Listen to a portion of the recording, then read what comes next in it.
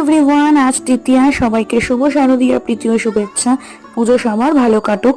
আমি সকাল সকাল উঠে পড়েছি, এক কাপ চা নিয়ে বসে পড়েছি। আজ তৃতীয়া স্পেশাল মা বানাচ্ছে দই বড়া। কার কার পছন্দ প্লিজ জানিও। আর মার হাতের দই বড়া তো আমার দারুণ লাগে।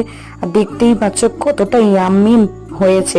যতটা দেখতে সুন্দর তার থেকেও খেতে দারুণ হয়েছে। এখানে বাবান টেস্ট করছে, বাবানও বললো দারুণ হয়েছে। তারপর দেখলাম এখানে বোগনভেলিয়া গাছগুলো তো দেখো, হোয়াইট বোগনভেলিয়া ফুলেছে, আর পিঙ্কও রয়েছে, জবাও হয়েছে। মানে ফুল গাছগুলোকে দেখলে সত্যি মন ভালো হয়ে যায়। স্নান করে তারপর আমি এখানে পুজো দিয়ে নিলাম। পুজো দিতে দিতে আমার একটা পার্সেল চলে এসেছে, পার্সেল এসেই যাচ্ছে।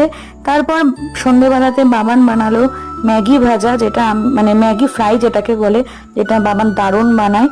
তো সেটা দিয়ে সন্ধ্যেটা, আজকে তৃতীয়ার সন্ধ্যেটা কাটলো। আমরা এখনো ঠাকুর দেখা স্টার্ট করিনি, চতুর্থ দেখে ঠাকুর দেখবো। কি কি কসমেটিক শপিং করেছি সেটা তোমাদেরকে এই ব্লগেই দেখিয়ে দিলাম।